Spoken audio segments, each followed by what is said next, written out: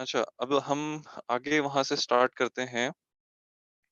जैसा भी हमने पिछले पार्ट किया, वहाँ पर हमने क्या किया था कि जो हमने कहा कि अपनी ऑसिलेशंस को स्टार्ट करने के बाद हम देखेंगे कि हम उसकी लेंथ चेंज कर देंगे। जो हमने पिछली ऑसिलेशन स्टार्ट की, उससे हम आगे भी उसकी लेंथ चेंज कर देंगे।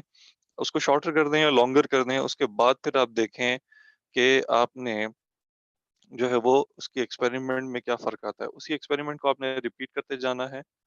तो जो रिजल्ट है टेबल में with the column heading T, T square and Y is the length value. अब आपने इसके अंदर मीटर्स में लेंथ की वैल्यू जो है वो आपने देखनी है, और जो ग्राफ आपने प्लॉट करना है वो T square against Y. This should be a straight line graph, जिस तरह आपने पीछे भी ग्राफ ड्रॉ किया था। टाइम पीरियड्स देना है अपनी डिफरेंट एक्सपेरिमेंट के लिए, जिसमें आप लेंथ को शॉर्टर करके या लॉन्गर करके अपने टाइम पीरियड्स फाइंड आउट कर सकते हैं। अच्छा, इसके बाद आपने फिर देखना होता है कि ये आपके पास कुछ वैल्यूज हैं। टी फार्मूला है टी का, एंड देन टी स्क्वायर का फार्मूला है, और फिर जी का फार्मूला है। अब जो आपने डिफरेंट टाइम पीरियड्स अपनी स्टॉप वॉच के जरिए से फाइंड आउट किए हैं for a specific G value 9.8 और डिफरेंट लेंथ के लिए या नहीं है, आप उसके लिए जी की वैल्यू फाइंड आउट करते हैं उसी टाइम पीरियड के अकॉर्डिंग जो आपने स्टॉप वॉच के थ्रू फाइंड आउट की है।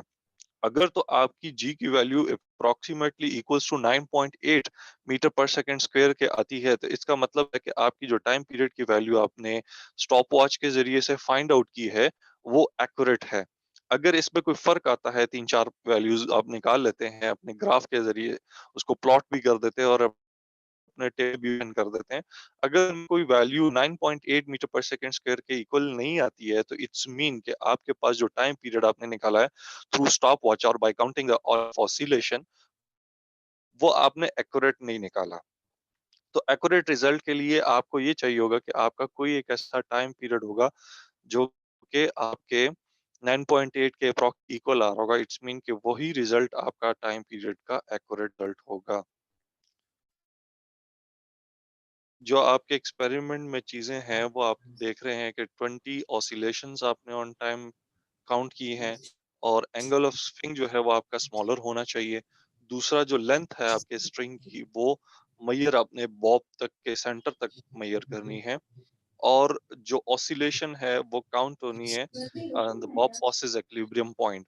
जो बॉब आपका इक्विलिब्रियम पॉइंट से पास कर रहा है, वहां से आपकी नंबर ऑफ ऑसिलेशन आपने पॉइंट करनी है कि ये आपके पास इक्विलिब्रियम पॉइंट है। इससे बार बार अगर आपके पास ऑसिलेशन रिपीट हो रही होगी, तो अब वहां से अपनी नंबर ऑफ ऑसिलेशन काउंट करते जाएंगे, 1 2 3 टिल 20 तक आपने नंबर ऑफ ऑसिलेशन अपने रेफरेंस पॉइंट से ही काउंट करते जाना है, अपने इक्विलिब्रियम पॉइंट से ही काउंट करते हुए जाना है। यहाँ तक किसी का कोई क्वेश्चन है? माइक ऑफ रख दें अपने।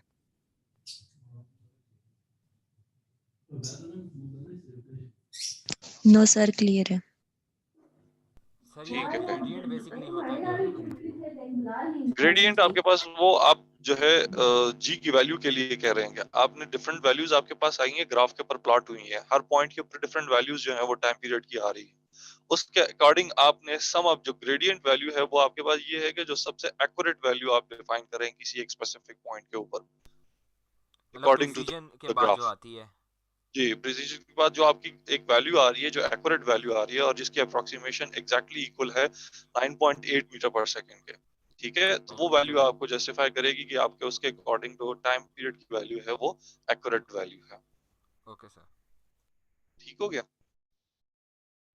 यस और सर। किसी का कोई क्वेश्चन है?